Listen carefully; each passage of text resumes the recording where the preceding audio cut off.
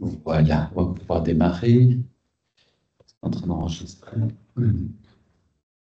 Ah, non, on va démarrer tout de suite.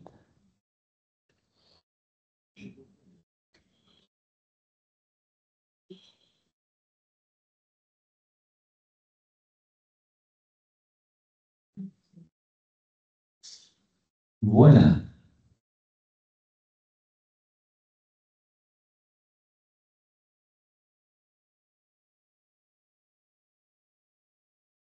Bonjour à tous. Bienvenue en cette nouvelle année académique. Et tout d'abord, félicitations, parce que si vous êtes là, ça veut dire que vous avez été admis en master,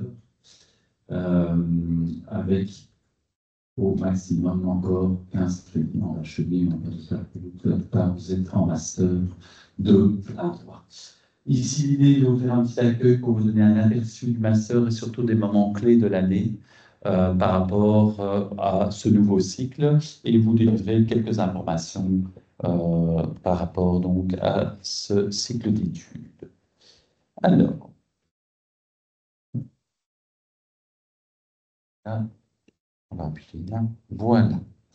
Alors, on va commencer par la partie enseignement et particulièrement quelque chose auquel vous êtes confrontés depuis le début de vos études, c'est le principe du parcours de l'étudiant, le fameux PAE et les différentes règles qui le régissent. D'accord? Donc, si vous avez validé l'ensemble de votre bachelier, vous avez normalement, où vous allez recevoir de votre inscription à la formation de PAE les 60 crédits Master 1. D'accord? Si vous n'avez pas validé le bachelier, qu'il vous reste moins de 15 crédits, eh bien, vous aurez des crédits de l'enseigne master qui ne contreviennent pas aux prérequis des cours que vous auriez ratés en bachelier. Donc, si vous avez encore des crédits en bachelier, là, vous n'aurez pas normalement un programme à 60 crédits. L'objectif, c'est évidemment de réussir en 2 ans le master. C'est un master en 2 ans, 120 crédits. Et pour vous le permettre, s'il y a eu un petit couac en master 1, on peut alors vous donner plus de 60 crédits en bloc 2 de master pour éventuellement quand même être diplômé. Ça, c'est un peu le principe. Alors, pour ceux qui n'ont pas l'habitude dans le système belge, donc c'est un système de cumulation de crédits. Une année, c'est 60 crédits, 2 années, c'est 120. Donc, le master, ça, 120 crédits. Et on vous donne 60 premiers crédits à valider. Et puis, en fonction de ce que vous avez validé, on vous donne les crédits suivants dans le master qui peuvent vous conduire ou pas à la diplomation dès la 2e année si vous avez validé les 120 crédits. D'accord? Il est important pour recevoir son PAE de s'inscrire et de payer le plus rapidement possible, au moins à la compte. Et n'oubliez pas de payer complètement l'inscription, sinon vous ne pouvez pas passer les examens en janvier. Les étudiants qui réussissent les 60 crédits de bloc 1, ils sont d'office inscrits en bloc 2, reçoivent leurs 60 crédits et ils avancent. C'est le jury qui donne évidemment le PAE. Et donc dans ce contexte-là, il faut attendre évidemment, si votre inscription est en règle, que le jury vous donne les crédits nécessaires. Je peux vous demander d'enlever vos écouteurs, s'il vous plaît. Merci. Alors, très important, on a, avec ce système de crédit, nous avons créé pour ce master un système qui vous permet, si vous avez un petit couac en bloc 1, de quand même réussir en 2 années. Pourquoi? Parce qu'il faut savoir que pour partir en stage, il faut réussir certains cours. Et les cours prérequis du stage sont le FARG 401, c'est-à-dire mon cours de médicaments en master 1, le FARG 4040 et 4041, qui sont les cours de galénique et de travaux pratiques de galénique, 5 et 10 crédits, c'est 5. Et le FARG 430, qui est le cours de pharmacologie spéciale du professeur Langer. Les cours 401 et 430 sont au premier quadrimestre, sont évalués en janvier. Okay. Si vous avez raté ces prérequis lors de votre première année de master, là, sachez que vous n'aurez pas accès au stage et que d'office, vous ferez votre master en 3 ans, c'est-à-dire que la 2e année, vous devez repasser ces cours en espérant que vous les réussissiez. Et à partir de ce moment-là, la 3e année, vous pourriez partir en stage.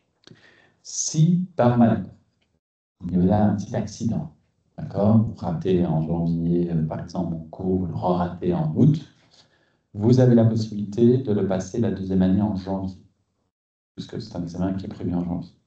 La galénique, si vous la ratez, le professeur Armiki peut éventuellement vous interroger en janvier également, même si le cours c'est le quadrimestre.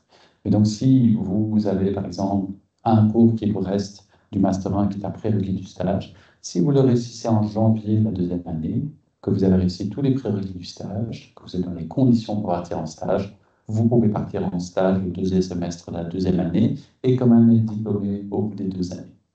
D'accord? Donc ça, c'est un petit peu ce qu'on a fait dans le cadre de ce programme pour vous permettre malgré tout, s'il y a un petit couac, de pouvoir partir en stage. Ça, c'est évidemment une chose qui est intéressante pour vous, mais ça veut dire évidemment, faites attention à ces fameux prérequis. Attention également que si en dernière année, vous ratez ne fût-ce que 5 crédits au bout des 2 sessions, donc vous êtes en Master 2, vous ratez un cours à 5 crédits dans les 2 sessions, vous devez vous réinscrire une 3e année pour le passer. Vous faites attention à ça. Toutes les unités d'enseignement sont importantes et doivent être validées pour être diplômées. Il se pourrait à ce moment-là qu'on organise une session en janvier, vous serez diplômé alors à ce moment-là en janvier et vous ne devriez pas attendre toute l'année. Ça dépend évidemment du type de crédit.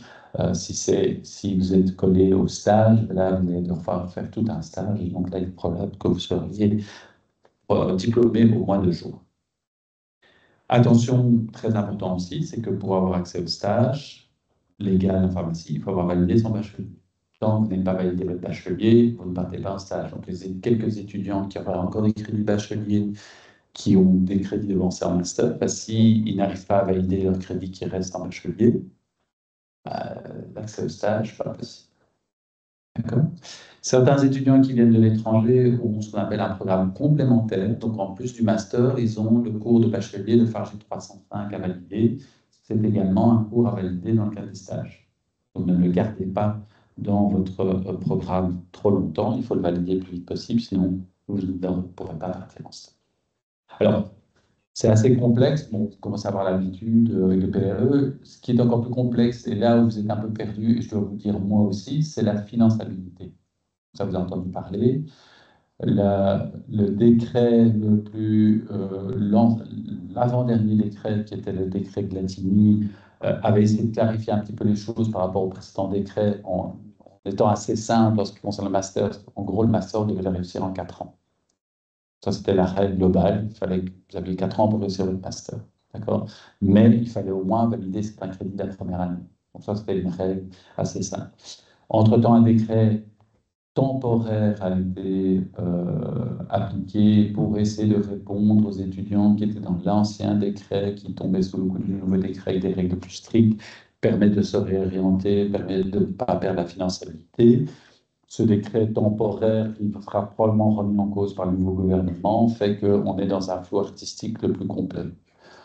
Moi, je vous conseillerais, c'est un conseil d'amis, fiez-vous au décret Glatini initial de dire il faut 4 ans maximum pour réussir ce master, sinon vous n'êtes plus finançable, ce qui est un peu malheureux en fin d'études. D'accord? Alors, pour vous aider, je n'ai pas fait de stage cette année parce que ça devient complètement abracadabrant. Je vous encourage, c'est très facile, vous tapez dans n'importe quel web browser ULB finançabilité, vous avez une page qui est faite pour vous. On vous explique tous les tenants aboutissants qui est régulièrement mis à jour. Elle a été mise à jour en juillet selon le décret provisoire. Je vous ai un QR code, mais vous tapez ULB finançabilité sur Google, par exemple, vous l'obtenez et vous allez voir. Si vous avez des besoins d'informations par rapport à ça, n'hésitez pas à aller voir. Et moi, je vous encourage effectivement si vous réussissez en 2 ans, la question ne se posera même pas. Alors, je vous ai parlé de comment s'organisait votre programme d'études. Si on va plus dans le fondement, dans les crédits que vous allez avoir, voilà comment, quelque part, s'organise votre cycle de master. Vous avez donc 2 blocs, le bloc 1 représenté dessus et le bloc 2. Le bloc 1 comporte une partie commune avec 45 crédits et un stage d'intégration d'un mois. On va y revenir, qui est nouveau depuis l'année passée. Et une partie où quelques-uns d'entre vous ont postulé à un module de recherche, pendant que la plupart d'entre vous seront dans le module dit EduPharm qui est le module de projet transdisciplinaire en soins pharmaceutiques, qui va vous permettre effectivement d'en apprendre un petit peu plus sur comment on gère les ordonnances et quelque part vos patients à l'officine. Ça, c'est pour le bloc 1. Puis, on passe au bloc 2. Là, le bloc 2, de nouveau, vous avez un tronc commun avec 15 crédits de cours. Le stage légal qui sera jusqu'à 6 mois, en réalité, la plupart d'entre vous, en troisième année de bachelier, on l'a fait 2 semaines. Je vous encourage, on va y revenir, à faire le stage d'intégration d'1 mois. Ça veut dire qu'il vous restera 4 mois et demi de stage légal en dernière année. Ça sera beaucoup plus léger, évidemment. D'accord ? Ça, c'est la partie commune. Après, vous avez des finalités. Vous aurez une séance d'information au mois de novembre sur les finalités, sur les cours options. Mais sachez déjà, je vous présente ici, que vous avez soit un stage à l'étranger de recherche de 3 mois sur dossier. Vous avez le stage recherche dans un laboratoire de combat également sur dossier. Et puis là, vous avez le stage complémentaire et les cours options, qui constituent 25 crédits au global, au même titre que les stages recherche. D'accord ?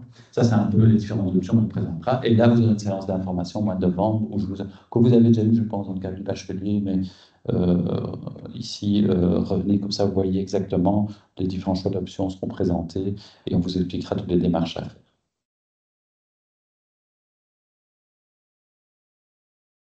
Alors, le bloc 1, il se constitue de la somme. Vous avez les différents cours, je vous suis amusé à vous mettre les quadrimestres. Alors, ici, vous avez 2 énormes cours au premier quadrimestre qui seront validés en janvier. Le cours sur les médicaments organiques, mon cours le Fargic 401, et le cours de pharmacologie spéciale, le professeur Langer, le Fargic 430. D'accord ? Ils peuvent être déjà validés en janvier. Et va s'ajouter cette année pour vous, parce qu'on sent qu'il y a beaucoup de difficultés en biochimie médicale, à partie d'examen du cours, puisque le cours est étalé sur les 2 quadrimestres. Pourquoi ? Parce qu'on s'est rendu compte qu'en juin, vous avez tendance à délaisser ce cours pour le cours de galénique, puisque le cours de galénique est évalué en juin. Donc, au niveau des cours, vous avez le cours des médicaments organiques et le cours de pharmacologie spéciale, qui est uniquement au premier quadrimestre et qui est uniquement évalué en janvier. Vous avez les travaux pratiques de galénique qui sont au premier quadrimestre et le cours qui était étalé sur les 2 quadrimestres avec un examen en juin. Vous avez le cours de nutrition qui est au 2e quadrimestre évalué en juin, le cours de toxicologie qui est étalé sur les 2 quadrimestres évalué en juin, et cette année, le cours de biochimie médicale qui est étalé sur les 2 quadrimestres avec un examen dispensatoire en juin. Si vous réussissez ça en janvier, vous êtes dispensé de cette partie en juin. Je vous encourage évidemment à le passer et à le réussir. Ça, c'est pour l'ensemble des cours et travaux pratiques qui sont associés. Et puis, vous avez effectivement le projet pharmaceutique transdisciplinaire pour la plupart d'entre vous, les travaux pratiques de toxicologie, de chimie ou de quadrimestre, qui visent essentiellement à vous former à la pratique officinale. Et pour ceux qui sont 2 ou 3 étudiants en postuler au projet de recherche, dans leur parallèle, eux feront leur projet de recherche. Ce qui est nouveau cette année, c'est le stage d'intégration d'1 mois en février. Pourquoi on a mis ça en place? C'est une bonne pratique de manière générale dans les études et un métier, donc études qualifiantes, qui mènent vers un métier particulier, on pense aux ingénieurs, médecins, pharmaciens, infirmiers, etc. C'est d'essayer d'avoir des stages tout au long du cursus pour essayer de mieux intégrer vos connaissances. L'objectif que l'on avait ici, c'est d'effectivement vous permettre de mieux intégrer les médicaments que vous avez étudiés au premier quadrimestre, pour ceux éventuellement qui auraient encore quelques lacunes, de garder ça à l'esprit pour ceux qui effectivement ont réussi l'examen, de voir un peu dans quel contexte ça s'applique au niveau d'officine, mais également de permettre d'étaler le stage légal, de ne pas se retrouver avec 5 mois et demi à faire en dernière année, en plus du mois et demi de stage complémentaire. L'idée, c'est vraiment d'essayer de vous alléger d'1 mois la dernière année et de pouvoir respirer un petit peu plus en dernière année. Donc ça, c'est vraiment nouveau. Donc c'est à l'issue de la session de janvier. Vous avez 1 mois, vous choisissez une officine, vous partez en stage d'intégration et ça permet vraiment de pouvoir vous alléger le Master 2. Alors, ce stage d'intégration, on y reviendra, mais c'est à l'issue de la session de janvier. Il se fait dans une officine en Belgique. Il y a quelques prérequis. Il faut avoir validé dans son bachelier le cours des professeurs Delporte et Dufresne, le 305, sauf si vous l'avez dans votre programme complémentaire. Ça, on ne vous le demande pas. C'est uniquement pour les étudiants qui étaient en bachelier chez nous. Il faut avoir validé ça, sinon vous ne pouvez pas partir. Pour les autres, ceux qui sont donc en master ou qui ont le 305 en programme complémentaire, il faut avoir validé ou avoir minimum 7 au cours du professeur Angers et au mien.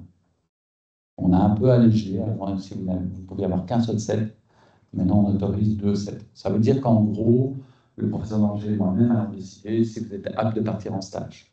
Ça veut dire quoi? Ça veut dire que les étudiants qui n'ont pas étudié, évidemment, on ne va pas les envoyer en stage d'intégration. Ceux qui ne présentent même pas l'examen, qui font une note de présence, ou les étudiants qui viennent voir comment ça se passe, qui n'ont pas étudié leur médicament, on ne va évidemment pas les envoyer en stage d'intégration. Ils ne seront pas à même de pouvoir appliquer ce qu'ils ont étudié. D'accord?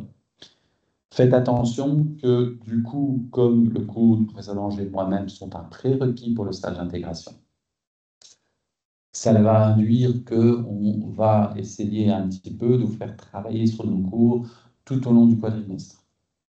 Il y aura des évaluations intermédiaires, moi il y aura des activités sur l'UV, donc par exemple, mon cours est déjà prêt sur l'UV, on démarre d'ailleurs lundi midi prochain. Vous verrez, il y a des exercices par chapitre. Je l'expliquerai au premier cours. Ces activités-là doivent être faites si vous voulez pouvoir partir en stage d'intégration et passer l'examen. Sans ça, vous ne faites pas l'examen, etc. D'accord? Ça, c'est vraiment très important que vous puissiez suivre ces prérequis-là et donc, effectivement, aller faire des exercices qu'on vous demande ou faites des évaluations qu'on vous demande dans le cadre de ces 2 cours-là pour effectivement pouvoir partir en stage d'intégration. C'est très important. Voilà un petit peu pour ce qui concerne le programme de cours en termes de PAE et en termes de contenu. Je ne vais pas aller dans le détail du bloc 2, vous aurez l'occasion, effectivement, dans la séance d'information et au cours de l'année, d'avoir plus d'informations. Est-ce qu'il y a des questions à ce stade par rapport au programme de Master 1, par rapport aux prérequis, par rapport à ce qu'il faut faire? N'oubliez pas, mon ULB. Pour les nouveaux, vous avez des interfaces d'application Mon ULB. Donc, dès que vous avez votre ULB ID, votre mot de passe, téléchargez l'application. C'est vraiment l'interface entre vous et l'université et votre faculté. C'est là que vous retrouvez tous les documents. L'autre interface qui est plus liée à l'enseignement, c'est l'université virtuelle. Vous tapez ULB, uv.ulb.ac.be, tombez sur l'université virtuelle, vous vous loguez. Si vous n'avez pas encore accès au cours, parce que ce n'est pas dans votre PAE, vous pouvez déjà vous auto-inscrire en attendant d'avoir votre PAE, d'avoir accès déjà au cours. Et dans ce contexte-là, vous avez toutes les informations, et notamment, je vous dis ça parce que toutes les informations sur les prérequis, quelles sont les démarches à faire pour le stage, sont dans ces documents. Donc, allez lire ces documents. Vous êtes bien de me dire, de me poser des questions, et en plus, il y aura une séance d'information, donc essayez d'aller lire déjà tous ces documents sur mon ULB et sur l'université virtuelle.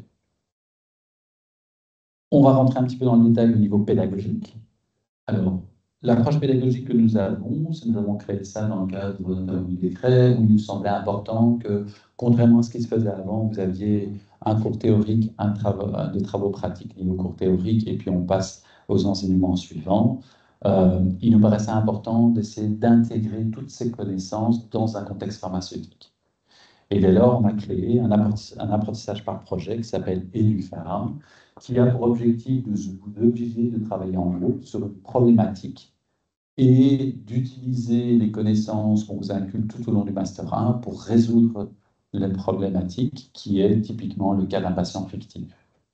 Dans ce contexte-là, vous allez travailler par groupe de 5, imposé d'octobre à avril. Pourquoi imposé? Enfin, c'est imposé, c'est un tirage au sort. Pourquoi c'est imposé? Parce que vous ne connaissez pas toujours le milieu professionnel dans lequel vous êtes. Donc, vous devez apprendre à développer des compétences transdisciplinaires, transversales de communication, de gestion. En fait, c'est à ça que sert le projet. Vous êtes accompagné d'ailleurs de tuteurs qui sont des assistants de la faculté. Et dans ce contexte de groupe, vous allez pouvoir travailler sur l'ordonnance de médicaments qui sont délivrés en Belgique et d'essayer de résoudre le problème de votre patient en tenant compte de ce contexte familial, social et également de sa pathologie. Et donc voilà, vous recevrez en début d'année, le groupe recevra une vignette de ce style-là, avec une ordonnance, et tout au long de l'année, vous allez apprendre un petit peu plus sur comment vous allez prendre en charge le patient en passant dans différents modules qui vont de module d'études des médicaments jusqu'au module conseil et suivi, en passant par la galénique, la biochimie, la nutrition, la toxicologie. Tous les cours que vous avez en Master 1 seront présents dans le cadre de ce projet. Pour cela, les étudiants, c'est-à-dire la large majorité qui ont le projet transdisciplinaire à leur programme de 30412, il y a une introduction obligatoire jeudi prochain à 8 heures. D'accord? Donc ça, c'est obligatoire. On commencera à constituer les groupes à ce moment-là.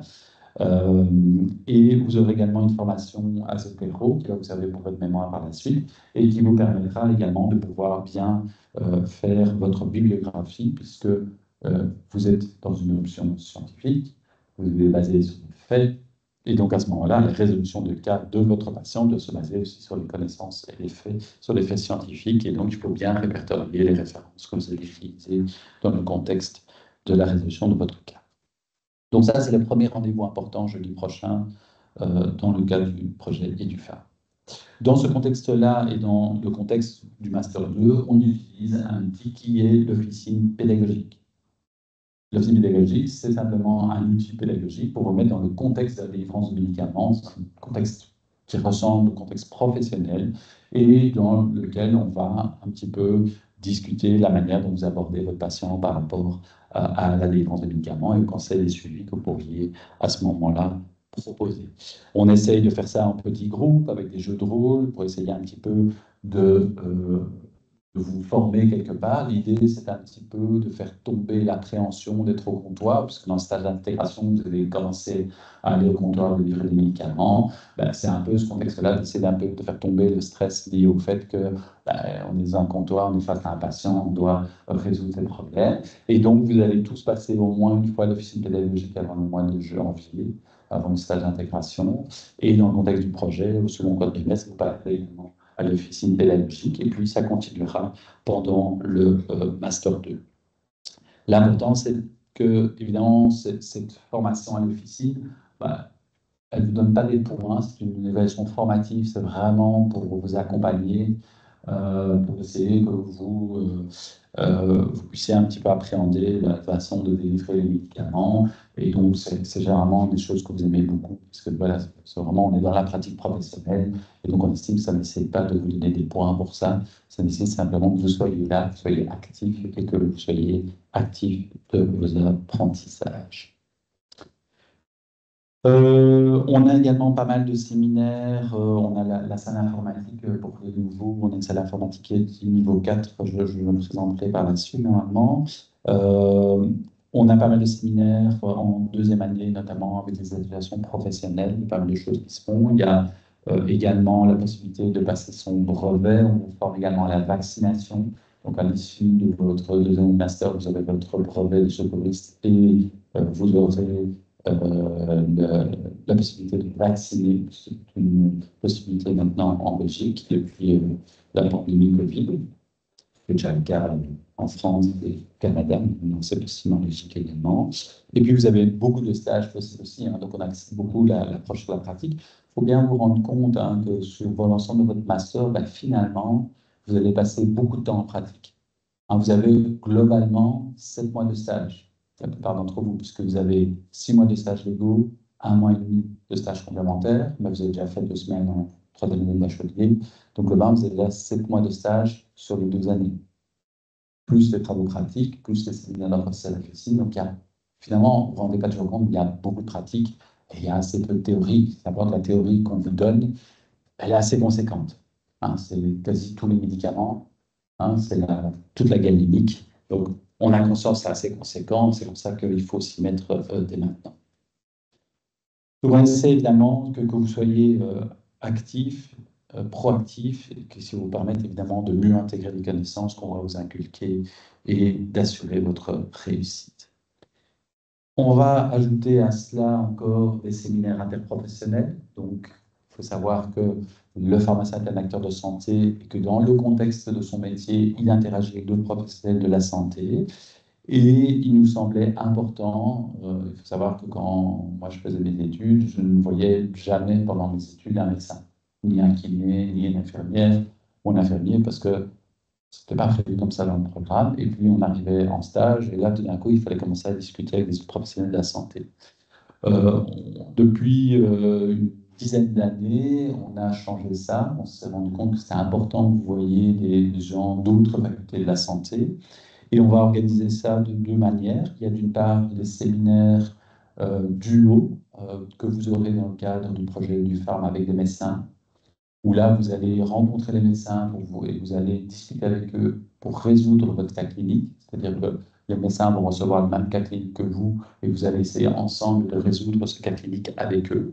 Et puis le deuxième moment, c'est en Master 2, en bloc de Master, où là, vous allez rencontrer beaucoup plus d'autres professionnels de la santé autour d'un cas clinique, puisque vous allez rencontrer les médecins, les kinés, les ostéopathes, les infirmières, les assistants sociaux, les gens du domaine de la santé publique, avec l'objectif, effectivement, de se rencontrer, de qu'est-ce qu'on attend chacun l'un de l'autre, et de rencontrer notamment, normalement, vous aurez aussi dans votre groupe ce qu'on appelle un patient expert, un patient partenaire, un patient qui vient vous parler de sa maladie chronique et qui attend de vous, effectivement, que vous puissiez répondre à différentes de ces questions.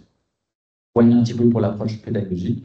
Vous voyez qu'on a essayé, effectivement, on est dans un master en santé, lié au monde pharmaceutique. On essaie effectivement que ce master reflète cette notion d'acteur de santé avec des interactions avec les autres membres des facultés de la santé, mais c'est également avec une approche pratique très importante. Petite remarque générale pour les nouveaux, surtout qui arrivent ici en master. Donc, la seule adresse officielle à utiliser, c'est lb.be. Ce que l'on vous conseille, c'est d'essayer de rediriger le courrier vers cette adresse-là, et non pas l'inverse. Mais en tout cas, quand nous, on vous contacte, c'est via cette adresse-là. Donc, Hotmail, Gmail, Yahoo, que sais-je, c'est pas un courrier officiel. Donc, on n'interagit pas via ce type d'email. Ne nous envoyez pas des emails avec ce type d'adresse mail, ça ne sert à rien. C'est pas l'adresse mail officielle, on n'interagit pas par ce biais-là. Ça, c'est la première type d'interaction officielle qu'on peut avoir. Je vous encourage, bien évidemment, quand vous rédigez un email, à y mettre les formes. Si vous voulez qu'un professeur vous réponde, ça n'est pas monsieur, virgule, j'ai un problème, non, c'est pas comme ça qu'on fait. Hein. Donc, on met les formes, on met les titres, on met les phrases de conclusion, on essaie de faire un email qui soit le plus poli possible, et à ce moment-là, on vous répond. Sachez que de manière générale, le nombre d'étudiants ne fait qu'augmenter en faculté de pharmacie. Les professeurs sont de plus en plus noyés par des emails où l'information existe par ailleurs, et donc de plus en plus de professeurs vont vous dire ça ne sert à rien de m'envoyer un email pour une information qui se trouve sur les sites de l'université, sur mon ULB, sur l'UE, etc. On ne vous répondra plus. Hein, si vous nous contactez, c'est notamment pour faire votre mémoire avec nous, c'est via votre délégué parce que la classe se pose une question sur comment va se dérouler l'examen, et là je vous renverrai à mon cours en disant ben, on en discutera pendant le cours, etc. Donc là, essayez effectivement que quand vous envoyez un email à un professeur, ça vaut vraiment le coup. N'allez pas demander quelque chose qui se trouve par ailleurs sur les outils universitaires. N'oubliez pas, très important, si le professeur en début d'année ne vous montre pas sa fiche de cours, d'aller lire la fiche de cours. Les fiches de cours, vous avez toute une série d'informations importantes sur les compétences qui sont interdites, mais aussi sur la manière dont vous êtes évalué. D'accord? Donc, allez voir ces fiches de cours, ça vous permettra, on y remet les prérequis, ça vous permettra effectivement de collecter déjà une série d'informations. Autre chose importante, c'est les guides et les échéances. Tous les guides sont à disposition. Vous avez un guide pour le mémoire, vous avez un guide pour les stages. Je ne sais pas encore, vous avez un guide pour le projet du Pharm qui est sur lui. Vous avez des échéances à tenir. Hein, quand vous devez remettre des documents pour le choix des options, il y a une date. Essayez de vous organiser. Vous êtes des adultes. D'accord? Donc, toutes ces échéances, elles doivent être respectées. Les informations sont là. Allez les lire. C'est votre job d'étudiant de vous informer sur ce qui va se passer, sur ce que vous devez faire. D'accord? Au niveau du stage final légal, je n'ai pas grand-chose à vous dire ici, si ce n'est ce que je vous ai parlé, ce sont les prérequis du stage d'intégration. Je vous encourage à faire ce stage d'intégration, c'est vraiment pour vous. Si vous avez la possibilité de le faire, faites-le bon sens, ça va vous alléger le Master 2, ça va vous permettre vraiment ancrer ce que vous avez appris durant, ça me paraît très important. Il y aura une séance d'information sur les stages organisés par le professeur Jonathan Go. Vous aurez l'information, généralement, c'est dans votre calendrier MonuLB. Donc, petit conseil que je vous donne, quand vous installez l'application MonuLB sur votre téléphone, mettez-y des notifications. Il y a des notifications agenda qui apparaissent quand on veut contacter une cohorte et leur dire ah, attention, séance info pour tout le bloc 1 master à telle date, etc. Mais ça apparaît dans ce MonuLB. Tout ce qui est au niveau des stages, vous avez deux référents. Vous avez un référent académique qui est le professeur Amiki, que vous rencontrerez probablement à la fin du Master 1 ou au début du Master 2 pour savoir si vous pouvez partir en stage, si oui, quand, à quel moment, en fonction de ce que vous avez validé ou pas. Donc là, vous le rencontrez probablement à ce moment-là. Ou sinon, tout ce qui est au niveau administratif, au niveau des stages, les conventions à remettre, etc. Au niveau du secrétariat, c'est Alexandre Wix. D'accord? Ça, c'est plutôt vers où vous pouvez vous tourner. Sinon, toutes les informations liées au stage sont sur mon ULP et sur l'université virtuelle. Donc là, je vous encourage à aller voir ça. Petite info générale, information pour les nouveaux arrivés. Nous avons un secrétariat qui est situé à l'entrée du bâtiment BC, qui organise ses permanences. Alors, ça a un peu changé. Non, c'est toujours la même permanence. C'est le lundi, mardi, jeudi de 10h à 13h. Là, il y a quelqu'un qui est là pour répondre à vos questions sur le midi, éventuellement. Et donc, allez-y si vous pensez que vous n'avez vraiment pas trouvé l'information ailleurs. Donc, comme l'a mentionné Marine Alvé ce matin, la directrice d'administration aux étudiants de première année qui sont accueillis ici, vous aurez plus facilement réponse à votre question si vous venez en disant « Écoutez, j'ai été voir sur mon ULB dans le guide, je ne comprends pas bien ça. Est-ce que c'est bien ce document-là que je dois vous remettre ?» Là, ils sont beaucoup plus faciles à vous répondre. Ils vont juste faire un petit ulcère si vous commencez à dire « J'ai vu sur Facebook ». Là, c'est le pire truc à leur dire.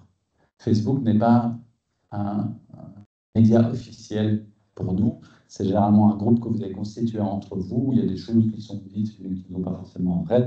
Donc, allez voir plutôt sur mon ULB, l'UV. Là, les documents sont réels, sont quelque part une certaine vérité. Et donc, n'allez pas avec des informations sur Facebook. Ça n'a pas de sens.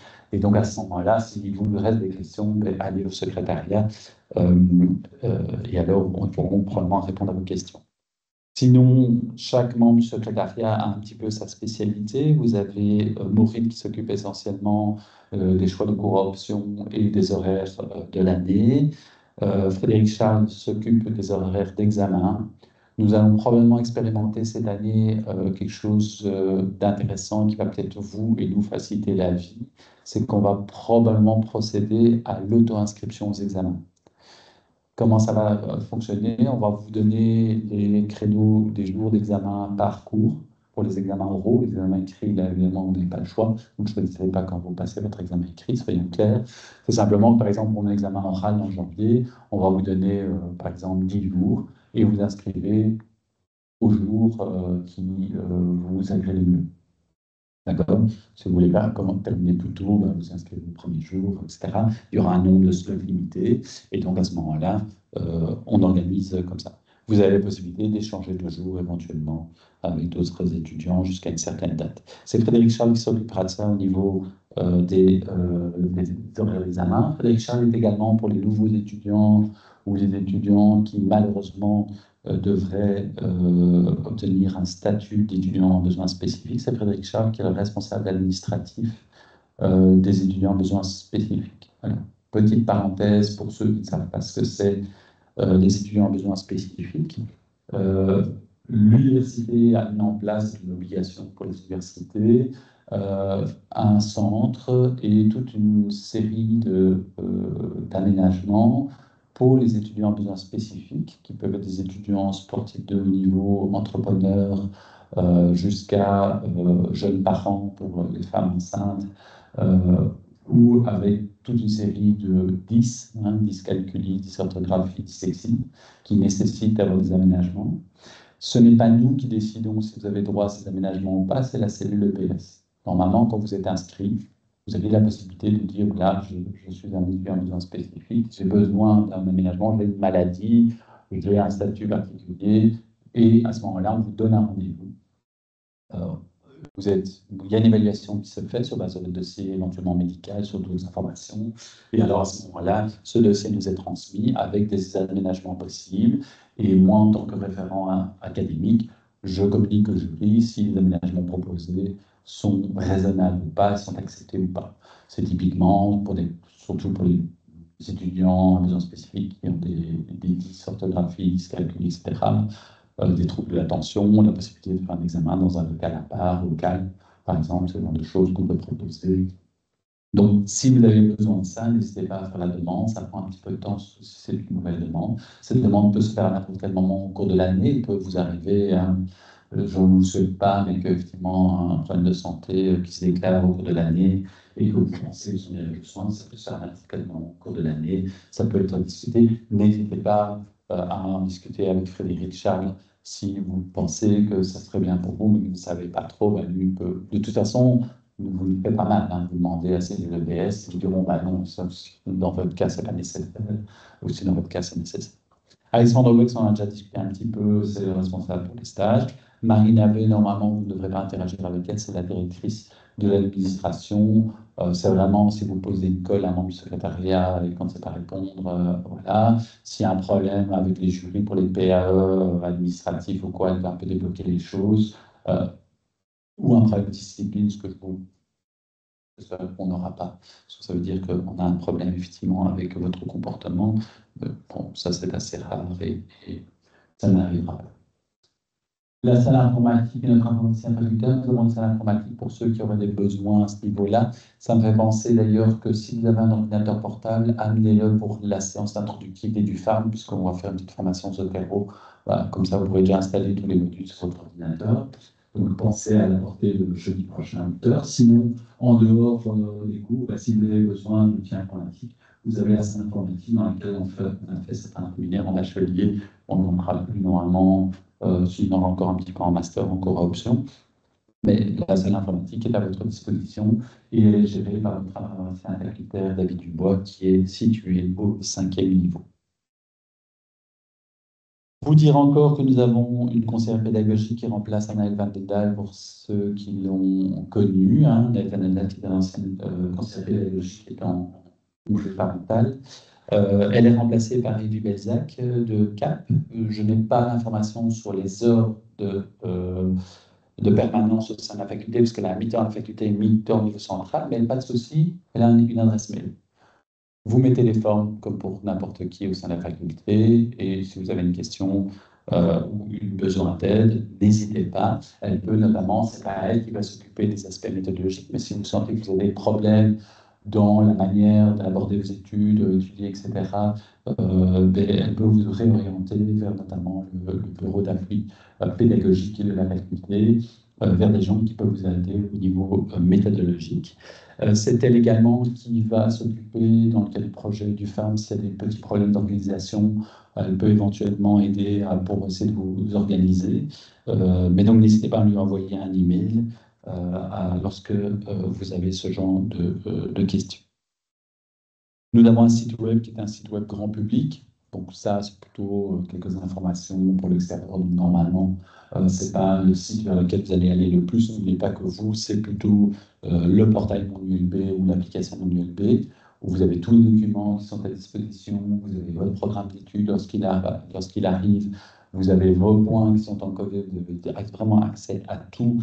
Toutes les informations possibles et imaginables. Si vous avez des questions, il y a un FAQ, vous avez du support, vous pouvez envoyer un email, ils sont très réactifs. Si vous avez un problème avec votre login, votre mot de passe USB, n'hésitez pas, passez par ce portail-là, ça ne sert à rien de venir nous demander, nous les logins, mot de passe USB, on ne s'en occupe pas. Les boîtes mail, accès Windows, tout ça, ce n'est pas nous qui nous en occupons. Passez par le support USB, c'est très important. C'est là aussi que nous postons l'ensemble des documents. Donc, vous pouvez même les trier par mots-clés. C'est là que vous pourrez trouver une série de règlements, de guides, d'informations, de formulaires à remplir, notamment, je pense, aux options de recherche. Donc, mon ULB, pour votre interaction avec l'université et la faculté, c'est vraiment là qu'il faut y aller. D'accord? Tout ce qui est, par contre, contenu d'enseignement, c'est l'université virtuelle. Donc, pour les nouveaux, université virtuelle, c'est uv.ulb.c.be. Pour l'instant, on est à la rentrée, tout le monde n'est pas en ordre d'inscription, etc. Vous avez la possibilité de vous auto-inscrire, mais moi je vous conseille de vous inscrire le plus vite possible. Dès que vous avez votre PE, vous aurez accès au cours. En attendant votre PE, vous pouvez vous auto-inscrire et vous aurez accès à toutes les ressources. Donc, chaque unité d'enseignement dépose des ressources sur l'université virtuelle et donc vous avez accès à l'ensemble des informations liées aux enseignements, que ce soit les supports de cours, que ce soit les activités liées aux cours, etc. Donc là, c'est vraiment une université virtuelle. Apprenez, si vous ne savez pas encore pour les nouveaux, que voilà, mon ULB pour tout ce qui est administratif, support, en lien avec l'université à faculté, l'université virtuelle, tout ce qui est contenu pédagogique. C'est vraiment comme ça qu'il faut le voir. Vous me présentez encore, la plupart d'entre vous la connaissent, notre duo à la tête de notre faculté, le professeur Stéphanie Pochet, professeur de physiologie et de pharmacologie en bachelier, pour ceux qui ont eu cours en bachelier chez nous, et le professeur Stevini, qui est historienne, qui est de cours également bachelier, c'est le professeur plutôt en bachelier, vous les retrouverez éventuellement dans des cours option Master 2. Mais donc, ce sont nos autorités facultaires qui dirigent la vie de la faculté. Vous aurez l'occasion de la rencontrer, j'espère, plutôt dans des moments festifs, comme votre proclamation ou un drink, ou que sais-je. Je n'espère pas pour vous que vous la rencontrez dans un cadre disciplinaire, parce que c'est la doyenne qui s'occupe des dossiers de tricherie aux examens. D'accord? Donc, voilà, si tout va bien, vous ne la rencontrez que très peu. En tout cas, si vous la croisez sur les couloirs, n'hésitez pas, enfin, toutes les deux, à les saluer. Ceci me permet de faire une petite digression par rapport, en tout cas pour ce qui est des nouveaux étudiants qui ne connaîtraient pas encore, de la représentation des étudiants au sein de notre faculté. Donc il faut savoir que, et ça c'est historique à l'Université libre de Bruxelles, ça fait très longtemps que c'est comme ça, mais nous sommes très soucieux que les étudiants puissent être correctement représentés dans l'ensemble des commissions. Et notamment le conseil facultaire. Le conseil facultaire, c'est une instance qui se réunit tous les mois, qui décide de la vie facultaire, nomination d'enseignants, etc., mais également la répartition pédagogique, les modifications de programme et pas mal de choses.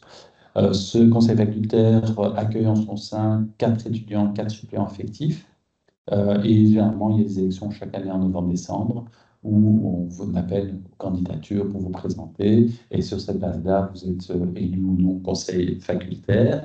Et puis les élus au conseil facultaire, bon, ils font partie à ce moment-là du bureau étudiant de pharmacie, le BFA. Et il y a la possibilité également de siéger dans toute une série de commissions autres que le conseil facultaire. Vous avez la commission d'enseignement qui est très importante, où là, la représentation étudiante est importante parce qu'on discute du contenu pédagogique. Et donc, là, c'est vraiment important que vous soyez présents, qu'on puisse débattre avec vous des opportunités, de modification de programme, des choses qui seraient intéressantes à enlever, à ajouter, etc. Vous avez aussi des commissions aux commissions de bibliothèque. Il y a pas mal de commissions où vous êtes représentés, où c'est important qu'on ait une représentation évidemment étudiante. Et donc, moi, je vous encourage à vous présenter parce que c'est comme ça que peut vivre une faculté. Vous êtes quand même la majorité dans cette faculté. Hein, vous êtes plus de 1000 étudiants au sein de cette faculté. Le corps professoral et chercheur, ça représente 80 à 90 personnes. Donc, vous êtes 10 fois. Et il est important que parfois vous ayez effectivement votre mot à dire et vous participez au débat au sein de cette faculté. Ça, c'est pour le conseil facultaire. Vous dire encore que, en ce qui concerne le jury de master, le président de jury, c'est le professeur Amigui. C'est pour ça que vous le rencontrerez dans le cadre où vous avez un problème pour placer vos stages, en fonction des prérequis ou pas. C'est lui qui vérifie que vous êtes bien dans les clous pour avoir votre stage au bon moment, etc. Donc, si vous avez des questions, si effectivement c'est pas très clair à l'issue du Master 1, si vous pouvez partir en stage complémentaire, à quel moment, etc. Et c'est des choses qui peuvent être discutées avec lui.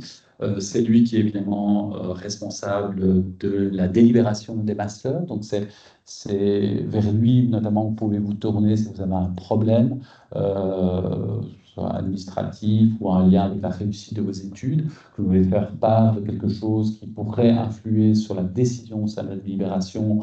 Vous pouvez lui envoyer un courrier avant les délibérations en disant, ben voilà, pour expliquer un petit peu le contexte, surtout si on a discuté de votre finançabilité ou pas. Et la secrétaire, c'est le professeur Karine De Vries, qui est surtout active dans l'évaluation et l'accompagnement des stages. Et donc, ce sont les deux personnes référentes en ce qui concerne le niveau académique bon, vous serez essentiellement confronté à ces deux personnes dans le cadre de leur cours. Ben voilà, sachez qu'effectivement, en cas des délibérations, s'il y a des informations que vous voulez apporter, c'est vers eux qu'il faut se tourner. J'en arrive aux principaux rendez-vous de l'année. Hein. C'est vraiment important au sein de cette année du bloc 1. Ben, la première, c'est évidemment maintenant, le 13 septembre, l'accueil master. Hein. Vous démarrez bien l'année, vous êtes présent pour vous informer. Et on démarrera directement la semaine prochaine, lundi, avec les différents cours qui vont s'enchaîner. Le 19 septembre, je le rappelle, 8 heures intro et du farm obligatoire pour ceux qui ont le trajet 412 à leur programme, c'est-à-dire tous les étudiants, tous ceux qui ont demandé le module de recherche, mais ils savent, ils sont au courant de cela, donc ils ne doivent pas se présenter. Donc là, on vous attend évidemment nombreux. Troisième rendez-vous important, la Saint-Vorhagen. Pour ceux qui ne connaîtraient pas, Pierre Theodor Vorhagen est le créateur, enfin en tout cas, c'est celui qui a cristallisé la création de cette université. Il n'est pas le seul à l'avoir créée, mais suite à l'indépendance de la Belgique en 1934, c'est un des fers de lance de la création de cette université. Et donc, pour lui rendre hommage, chaque année, le 20 novembre, au cadre de la création de l'université, nous fêtons la Saint-Vorhagen, c'est un jour férié pour l'université, avec la possibilité de se rendre au centre-ville, à la place du Sablon, pour ceux qui connaissent un petit peu la place des Amphithéâtres, près du palais royal du palais de justice, avec une petite après-midi, en général, il pleut, il fait froid, il fait vraiment chaud, mais vous venez bien couvert, vous avez la possibilité de rencontrer d'anciens étudiants, des étudiants, des rencontres, etc. Possibilité de boire un verre, de vidéo décemment, grand fanfare, le centre-ville, et une petite soirée. C'est un moment évidemment important, festif pour notre université. Fin décembre, vous avez la remise du document dans le cadre du projet du FARM, qui est en fait la remise des objectifs pédagogiques, qui nous permet de voir un petit peu où vous en êtes dans votre projet et de pouvoir un petit peu vous aiguiller pour le second quadrimestre. Donc, là, faites attention aux échéances, c'est généralement la semaine. C'est le lundi de la dernière semaine de décembre. Vous avez soit semaine temps, soit encore quelques cours où vous devez remettre cela. Donc, ça, c'est un moment important. Et puis, la session de janvier, je vous rappelle deux gros examens d'abord, l'examen vendredi spécial écrit, et puis mon examen oral études médicalement, et un examen écrit partiel pour la biochimie médicale pour ce qui constitue la matière du premier quadrimestre, que je vous encourage à étudier, à passer. Ça sera ça au mois de juin, si vous voulez étudier toute la biochimie médicale au mois de juin. Et donc, ça veut dire évidemment, alors, avant, il faut bien vous dire que vous aviez la moitié de la clinique et ces deux cours-là. Alors, les étudiants disent oh, c'est quand même compliqué, etc. Soyons clairs, ce n'est pas très compliqué les matières qu'on vous demande d'étudier, c'est juste qu'elle évolue minus. Ça nécessite évidemment soit d'avoir une très bonne mémoire, soit de s'y prendre suffisamment à l'avance, parce que ça nécessite de revoir constamment ce que vous avez étudié. Donc moi, je vous encourage effectivement d'étudier au fur et à mesure. Hein, sinon, pendant Noël Nouvel An, vous allez devoir étudier comme des bêtes parce que vous n'avez pas encore étudié cette matière. On arrive alors au deuxième quadrimestre. Au deuxième quadrimestre, vous avez le stage d'intégration à l'issue de la session de janvier. Donc, moi, j'avais noté la date du début du stage d'intégration le 3 février, lundi 3 février. Donc, c'est en gros quasi tout le mois de février. Vous pouvez faire un mois de recherche. Et la reprise des cours le 3 mars. D'accord ? Vous avez ensuite l'évaluation de votre projet du fin mars. Alors attention que maintenant, ça vous le savez depuis l'année passée, les semaines de blocus dans les semaines tampons pour vous, qui étaient les 2 semaines qui avaient du côté d'avril, a été déplacées en mai, fin avril, début mai. D'accord? Donc vous allez avoir en fait, après le stage d'intégration de début mars à fin avril, vous aurez cours non-stop. Et puis vous aurez 2 semaines, quelques semaines encore de TP de cours, et puis vous partez en blocus. Et donc, fin mars, vous aurez des évaluations finales et du farm évaluation orale. Vers la mi-avril, non, ah oui, avant Pâques, donc le Pâques tombe vers le 21 avril, je pense que vous avez jusqu'au 31 avril. Ça, vous aurez le centre d'information pour ça. Vous devez remettre votre choix d'option pour les cours options de Master 2. Petite remarque très importante, quand vous faites votre choix d'option, à moins de cas de force majeure, vous ne pouvez plus changer après. Donc, ne venez pas en septembre en disant « Ah oui, j'ai choisi l'option industrie, mais finalement, c'est plutôt ça qui m'intéresse, j'aimerais changer, c'est niette. » Un cas de force majeure, c'est généralement que le prof ne peut pas donner cours. Alors là, on doit enlever le cours, on doit mettre autre chose. Mais on ne change plus après. Donc, réfléchissez bien en fonction de l'orientation que vous donnez dans ce choix d'option. Vous avez, vers mi-avril, une petite séance un peu festive de fin de projet avec les étudiants de BA3, où vous avez la présentation sous forme de poster de vos cas cliniques aux étudiants de bachelier, avec une remise des prix. Une petite remise des prix, un moment un peu festif. Les étudiants de BA3 qui sont maintenant en master avec les QC, ils savent, ils sont bien au courant. Et puis on arrive à la session de juin. Donc la session de juin, notez que vous aurez nutrition, toxicologie, toute la galénique qui a été étalée sur toute l'année, et soit la deuxième partie de biochimie médicale, parce que vous avez validé en janvier la première partie, soit les deux parties. Ce qui est un peu ce qui se fait déjà maintenant, vous avez l'ensemble, nutrition, toxico, biochimie médicale, tout galénique, mais je vous encourage quand même à valider en janvier. Faites attention, hein, dites-vous que déjà, si vous validez aucun examen en janvier, c'est déjà mal parti pour votre année, parce que ça veut dire qu'on se retrouve au mois d'août, que si vous ratez encore des examens en juin, vous aurez une session d'août qui sera méga chargée. Dites-vous bien que la session d'août, c'est trois semaines et demie d'examen, alors que la session de janvier, bah, c'est 3 semaines, juin, c'est 4 semaines, vous avez la moitié des cours. Si vous vous retrouvez avec tout en août, vous avez une session infernale. Donc, l'objectif en janvier, c'est déjà valider vos cours. Ça veut dire qu'il faut s'y mettre maintenant. Si vous regardez votre programme d'études, il y a plein d'officines un peu partout. Vous avez une seule séance, tout le reste, c'est des moments libres pour vous. Vous travaillez sur votre projet, mais aussi vous travaillez sur vos cours. Et l'horaire est assez aéré par rapport au Q2. C'est fait exprès, c'est pour progressivement monter en puissance. Hein, vous reprenez ici les études et sous un master, donc on va y aller progressivement, mais ne vous laissez pas déborder. N'utilisez pas ces moments pour aller boire un thé, une bière. Vous pouvez, hein, c'est pas ça le problème. Hein. Une modération pour la bière, évidemment. Mais pensez déjà à travailler maintenant vos cours. D'accord? Ça, c'est vraiment très important parce que ça va aller très vite. Voilà ce que j'avais à vous dire pour ce moment d'accueil. Est-ce qu'il y a des questions par rapport à ça? C'est clair? Est-ce que tout était clair? Oui? Donc, si vous voulez revenir là-dessus, ça a été normalement enregistré, si tout s'est bien passé. On mettra ça alors sur, on transformera ça, on mettra ça sur la chaîne YouTube. On vous enverra le lien, comme ça vous pourrez bien revoir éventuellement la vidéo. Euh, mais voilà, moi il me reste à vous souhaiter une excellente année académique, beaucoup de succès dans cette année, qui est une année, je ne le cache pas, difficile, non pas parce que c'est compliqué, parce que il y a beaucoup de cours, c'est assez lourd, donc ne vous laissez pas déborder. Ça, commencez dès maintenant à aller voir sur l'UV, à aller voir les supports, venir au cours. J'en parlerai lundi, mais par exemple, au cours, vous avez l'obligation d'être présent à 3/4 du cours, sinon vous ne passez pas l'examen, vous ne partez pas en stage. Donc voilà, soyez assidus, soyez travailleurs, il n'y a que comme ça que ça fonctionne. Et vous verrez, c'est un formidable métier du coup. Allez, bonne journée à tous et à lundi pour démarrer